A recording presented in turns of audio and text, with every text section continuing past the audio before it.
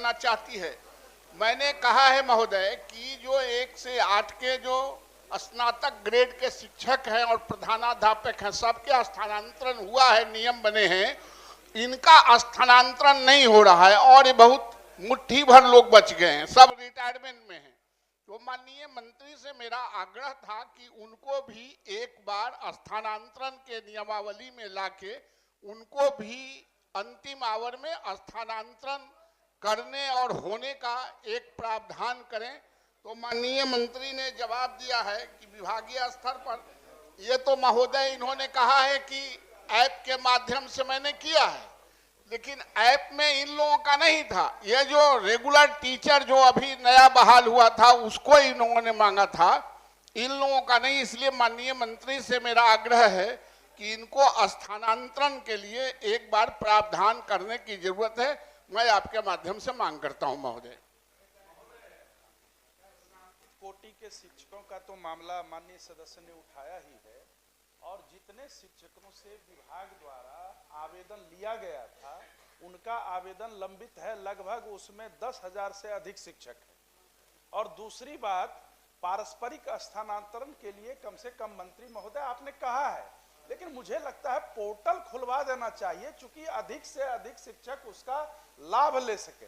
इसीलिए जो लंबित आवेदन है उसका भी निस्तारण हो, और दूसरा जो पारस्परिक स्थानांतरण है उसके लिए भी पोर्टल अविलंब खोला जाना चाहिए।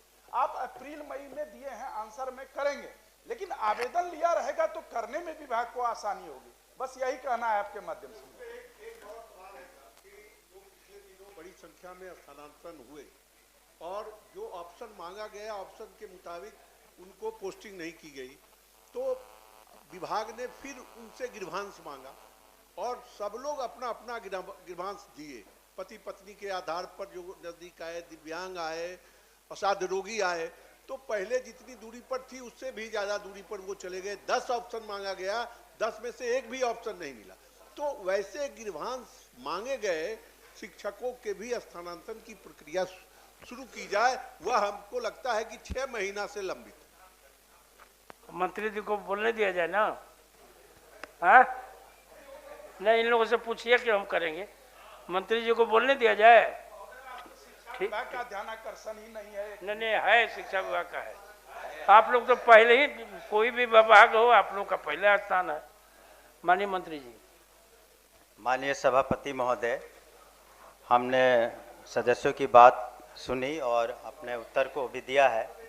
अब तक लिए 2.5 लाख के करीब शिक्षकों को स्थानांतरण हो चुका है, और जो हम लोगों ने अपने स्तर पर उसका लेखा जोखा लिया तो करीब करीब 75-80% सेटिस्फैक्शन लेवल है। लेकिन 3 तरह के शिक्षकों के स्थानांतरण की बात कर रहे हैं, तो असाध्य रोग की बात कर रहे हैं, और दूसरे जो रिसेंटली जो शिक्षक हुए हैं उनकी बात हो रहे हैं, ग्रीवियंस पोर्टल पर जो लंबित हैं। मैंने अपने जवाब में स्पष्ट कहा है कि इन तीनों कैटेगरी को हम लोग, ये सेशन जब समाप्त हो जाता है तो उसके बाद उसके प्रक्रिया को और तेज़ी ला करके यथासंभव हम लोग कोशिश करेंगे कि उनकी बातों को माना जाए, यथासंभव हमने कहा है। उसका कारण ये है महोदय कि हम जो भी ट्रांसफ़र कर रहे हैं उसमें 100% सेटिस्फैक्शन लेवल नहीं होगा।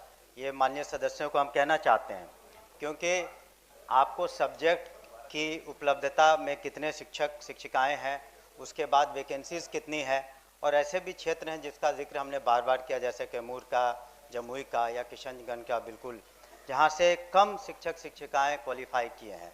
तो वैसे लोगों को तो कुछ दूरी जानी पड़ेगी, लेकिन फिर भी यथासंभव हम लोग, हमेशा हमारी मंशा रही है विभाग की भी, कि सभी की बातों को सुन करके पारदर्शी तरीके से किया जाए स्थानांतरण।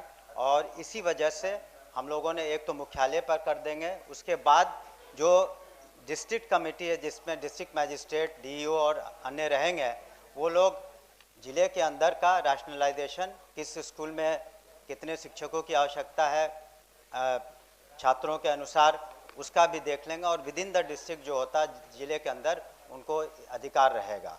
तो हम समझते हैं उससे काफ़ी हद तक जो भी ग्रीवेंसेस हैं, जो भी उनकी इच्छाएं शिकायतें हैं, वो कम हो जाएंगी।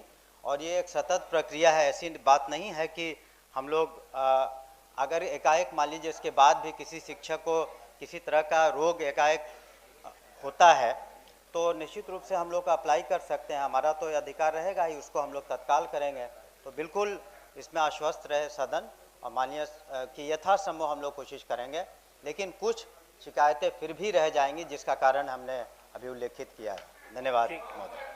और एक महोदय, हमने जो प्रश्न किया है उसका जवाब माननीय मंत्री ने नहीं दिया। हमने कहा है कि पुराने वेतनमान के स्नातक ग्रेड के शिक्षकों और प्रधानाध्यापकों अंतर जिला स्थानांतरण के लिए, इस पर माननीय मंत्री से हम जानना चाहते हैं। बाकी तो ये अनवरत है, ट्रांसफर इनका कोई नियम नहीं है, इसलिए हम चाहते हैं कि सरकार इनको भी हम लोग उस पर भी विचार करेंगे। हमने अपने जब हमने कहा कि सभी कैटेगरी का, तो उनको भी हम लोग विचार कर लेंगे। ठीक।